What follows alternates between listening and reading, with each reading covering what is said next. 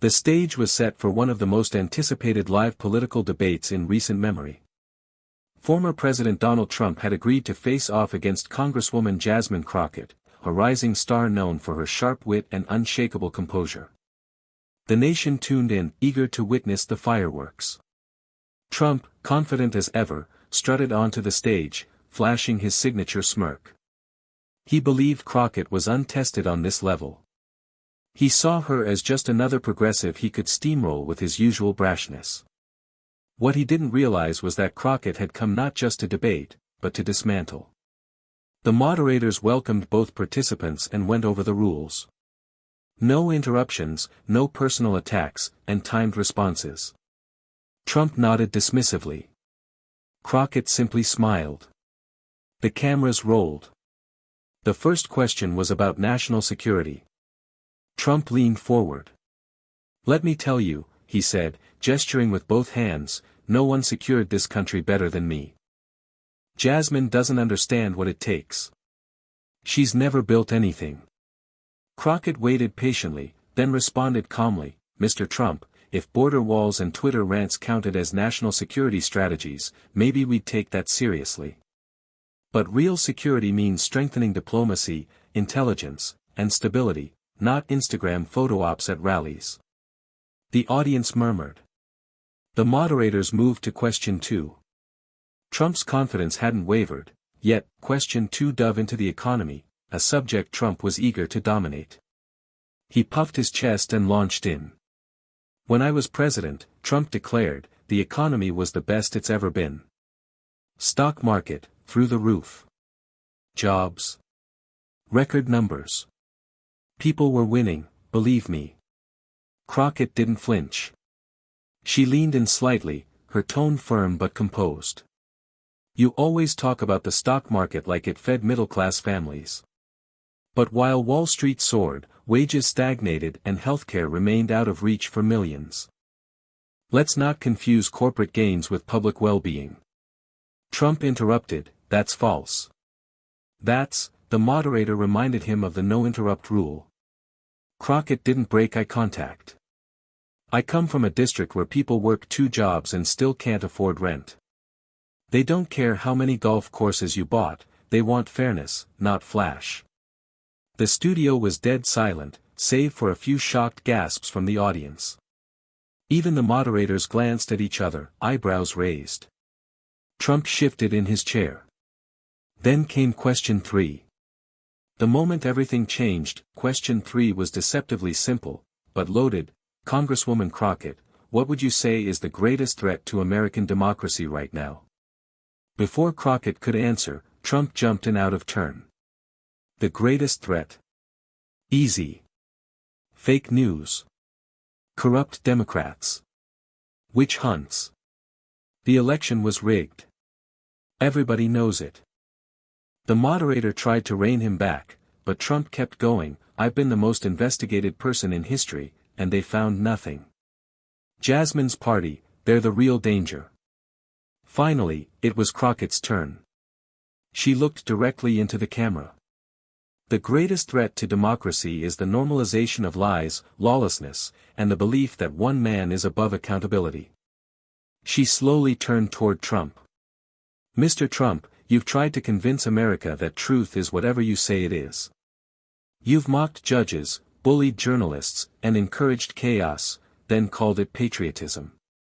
Trump rolled his eyes, but she wasn't finished. "You didn't come here to debate, you came to dominate. But this isn't a game show. It's democracy. And I refuse to let you treat it like a reality TV finale." The audience erupted in applause.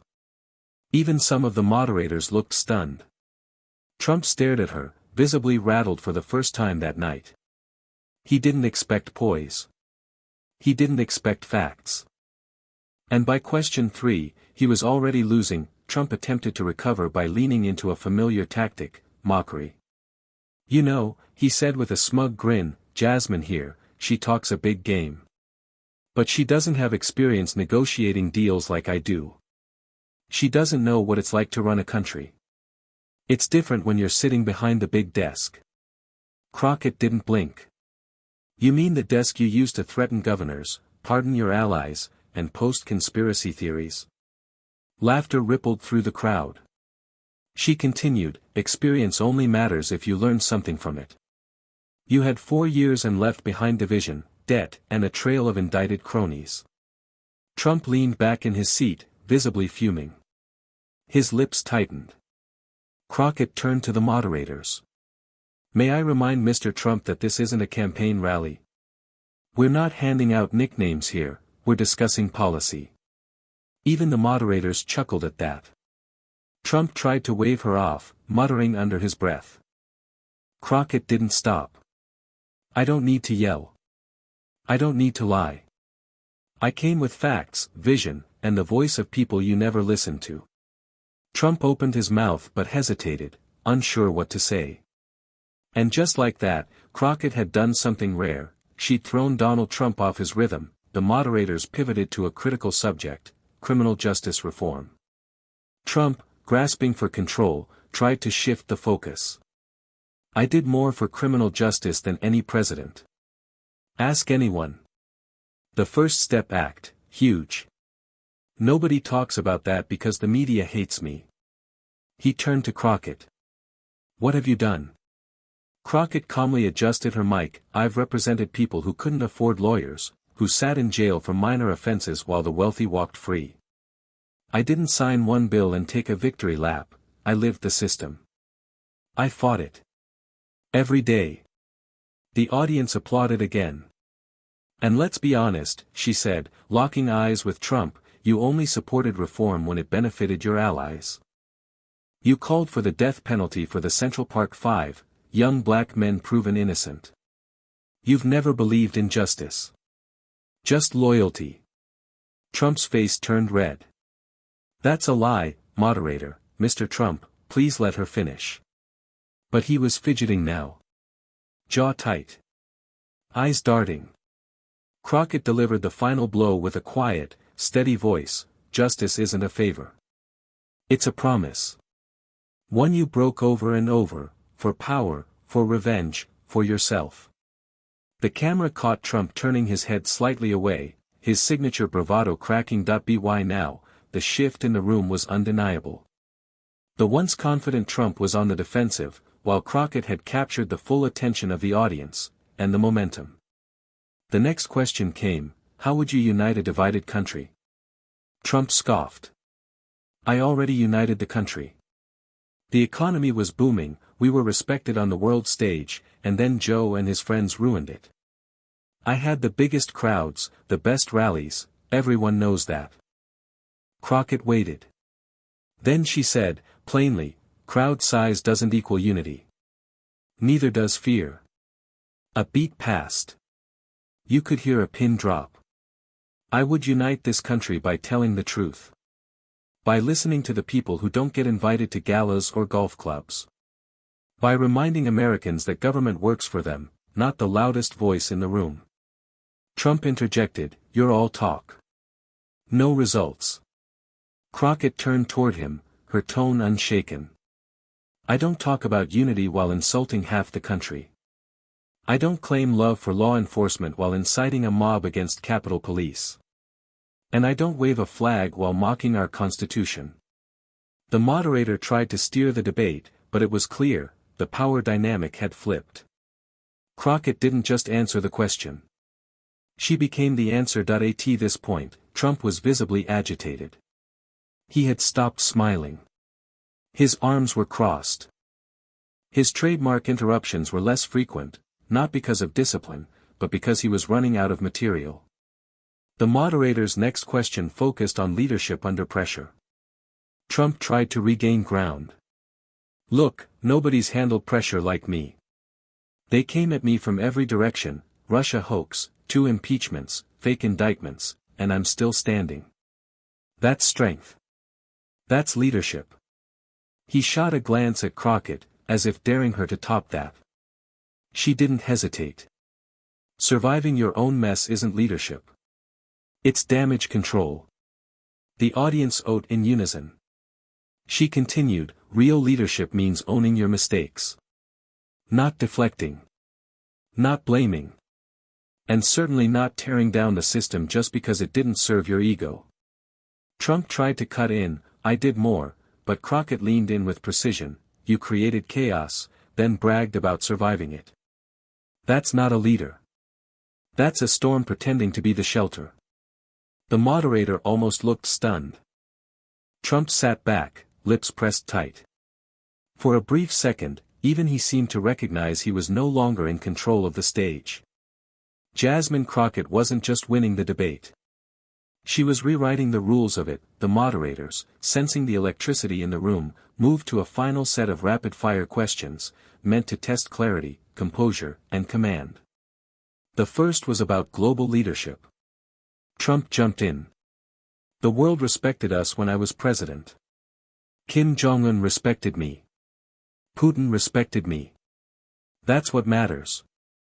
Crockett replied coolly, respect built on fear is fragile. Respect built on integrity? That lasts. Another question, what's the role of the presidency in today's America? Trump answered, to fight back. To protect the people from corrupt institutions, from the fake media, from radicals who want to destroy our traditions. Crockett gave a small nod. Then said, the role of a president is to lead, not to lash out. To elevate, not to divide. We need a president who heals, not one who reopens wounds and calls it strength. A final quick fire, what's the first thing you do on day one? Trump, fire everyone who betrayed me. Clean house. Crockett, restore truth to the White House. And remind the American people it's their house, not a personal clubhouse for the powerful. The contrast was undeniable. Trump sounded vengeful. Crockett sounded visionary. The moderators thanked the candidates. Applause filled the studio. Trump gave a quick wave and exited stiffly, avoiding eye contact. Crockett stood tall, unmoved, her expression calm. The debate was over. But the impact was just beginning. Backstage, Trump's team was in disarray. Aides whispered urgently, trying to spin the night's events. Some scrolled through early social media reactions, most of them not in Trump's favor. On the other side, Jasmine Crockett stood with her team, composed and steady. She didn't gloat. She didn't even smile wide. She simply nodded as her staff updated her on the debate's reach, clips already going viral, fact-checkers praising her precision, voters calling it a masterclass in leadership. Meanwhile, news networks were buzzing. Headlines popped up instantly, Crockett dominates debate, leaves Trump reeling, 3 questions in, Trump's game plan collapsed, Crockett delivers calm, crushing rebuke to Trump's chaos. Commentators debated what had just happened. Some called it a generational shift. Others said Trump finally met someone he couldn't bully or interrupt out of control. Even conservative pundits admitted Crockett had been unshakable. She didn't attack, one host noted. She exposed, and did it with facts.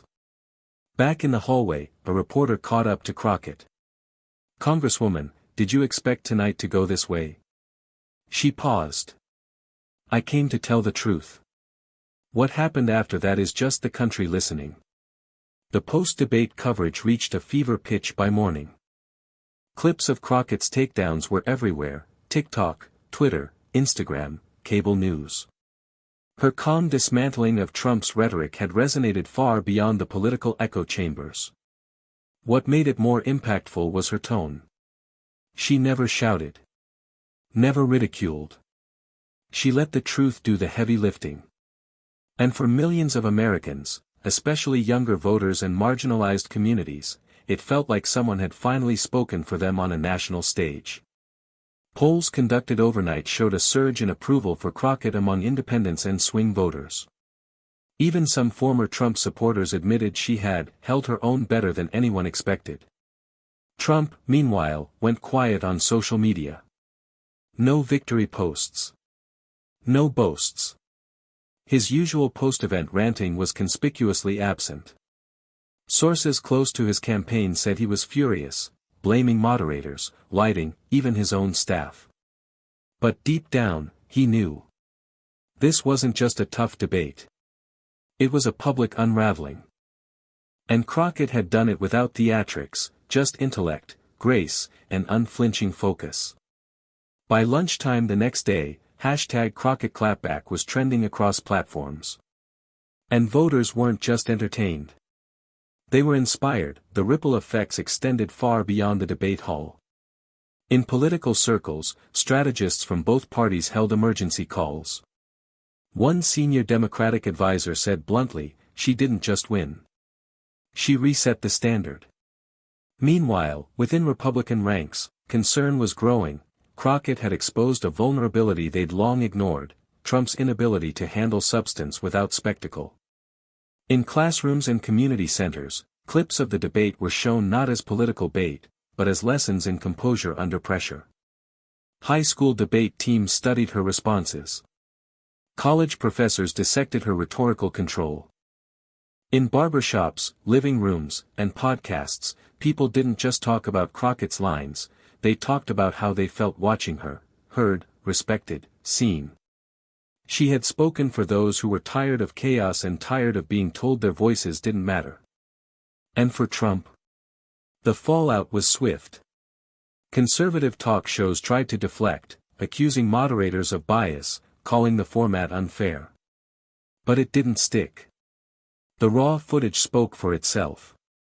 And Trump's silence afterward spoke even louder.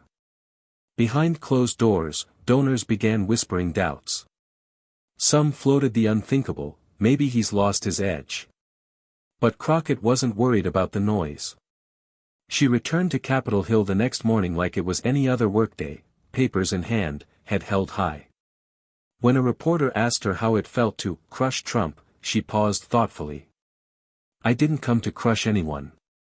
I came to confront the chaos with truth." And truth had won. Weeks after the debate, the political landscape had shifted. Jasmine Crockett's performance wasn't just a viral moment, it became a defining one. Late-night hosts praised her poise. Editorial boards from coast to coast applauded her courage. For the first time in a long while, a national figure had gone toe-to-toe with Trump, not by matching his volume, but by elevating the conversation. More importantly, it sparked a renewed civic interest. Voter registration among young people surged. Town halls saw a record attendance. People who'd tuned out of politics entirely were tuning back in. And Crockett?